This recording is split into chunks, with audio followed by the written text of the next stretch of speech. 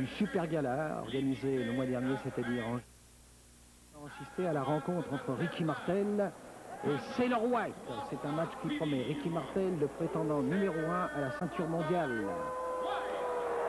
Le lutteur qui a fait le plus de progrès dans le domaine de la lutte et qui voudrait bien rencontrer notre champion international, c'est-à-dire Dino Bravo. Et on sait que les Marshalls sont en train de pousser ce match.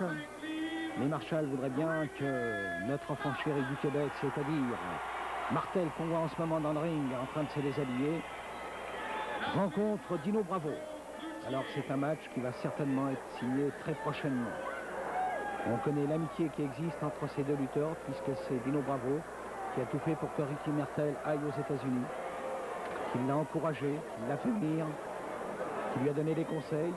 Et M. Ricky Martel, aujourd'hui, poussé par les promoteurs, aussi bien des États-Unis, puisqu'il est reconnu comme un des champions aux États-Unis, le plus grand espoir pour la ceinture mondiale, l'aspirant numéro 1, avec la participation des Marshalls, qu'on voit Marshall en bas du ring, eh bien, voudrait bien que Ricky Martel, représentant la ville de Québec, et Dino Bravo, représentant la ville de Montréal, se rencontrent et qu'on détermine pour une fois pour toutes quel est le véritable champion. Alors Ricky Martel, que vous voyez en ce moment dans le ring, très calme, très sûr de lui, contre Sailor White. Sailor White, un homme très très dur, un des lutteurs les plus rudes dans le domaine de la lutte, un des lutteurs les plus tough comme on dit chez nous, eh bien commence par pousser Ricky Martel qui ne veut rien savoir, et c'est un échange de coups, une projection dans le coin, la samouraï. On revient avec des coups de poing, Ricky Martel qui ne s'est pas laissé imposer, et qui revient avec une projection dans les cordes, et un surplacement par-dessus les épaules, 350 livres par-dessus les épaules, Paul Coy. Naturellement, Monsieur Sailor White s'appellant à l'arbitre, comme quoi il a été pris par la prise des cheveux. Je ne vois pas comment, puisque c'est un surpassement par-dessus les épaules. Alors, comme je vous disais tout à l'heure, Ricky Martel, le plus grand espoir du Québec, de la ville de Québec. Un athlète que tous les Québécois devraient être très très fiers, surtout les gens de Québec, les gens de la capitale. Projection dans les corps. Et là, c'est un croisé. À chacun son tour, on se jette à terre, on passe par-dessus. Un saut de mouton, et c'est une planchette japonaise. Un travail très scientifique de la part de Ricky Martel.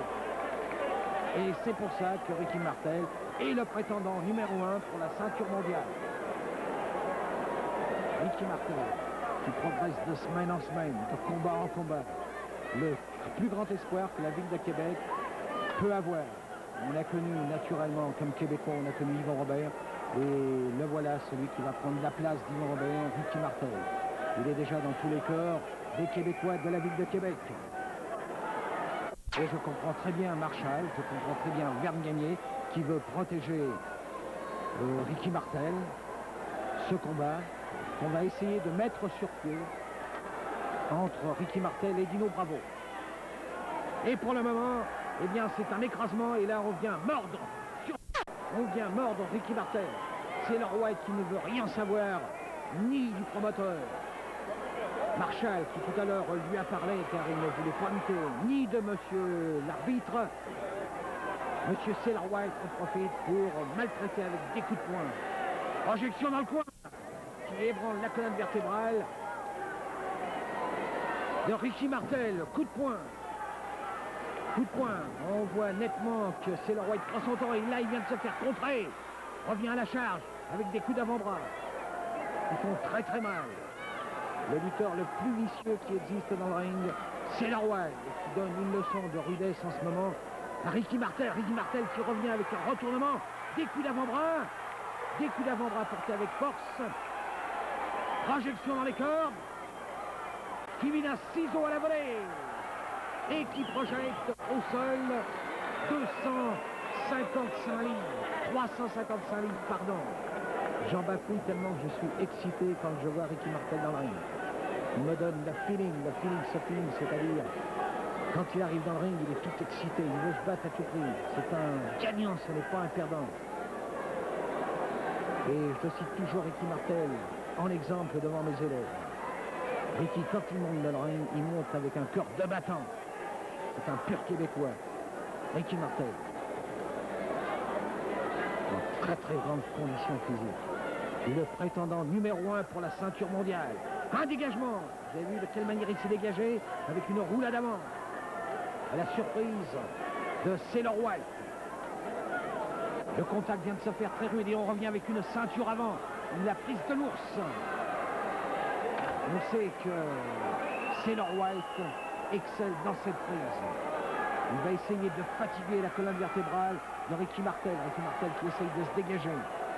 Ricky Martel, l'arbitre demande à Ricky Martel s'il ne veut pas abandonner. Non, Ricky Martel n'abandonnera pas, certainement pas. Il en a dans le ventre, comme on dit chez nous. C'est-à-dire qu'il a du courage à revendre. Un jeune lutteur. Le lutteur qui a fait le plus progrès, puisqu'il est le premier aspirant à la ceinture mondiale en ce moment aux États-Unis. Ricky Martel, le dos. On peut voir la prise très bien portée par Sailor White. Et on se dégage avec les doigts dans les yeux. Sailor White qui revient à la charge.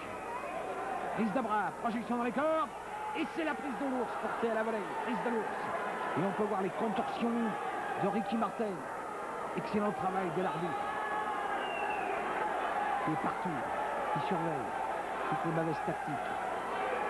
On va essayer de se dégager. Et là, la prise est maintenue. Regardez avec quelle force et quelle pression sur la colonne vertébrale.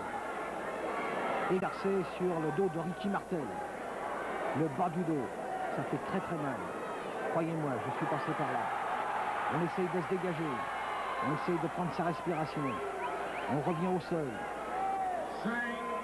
Que va faire Ricky Martel?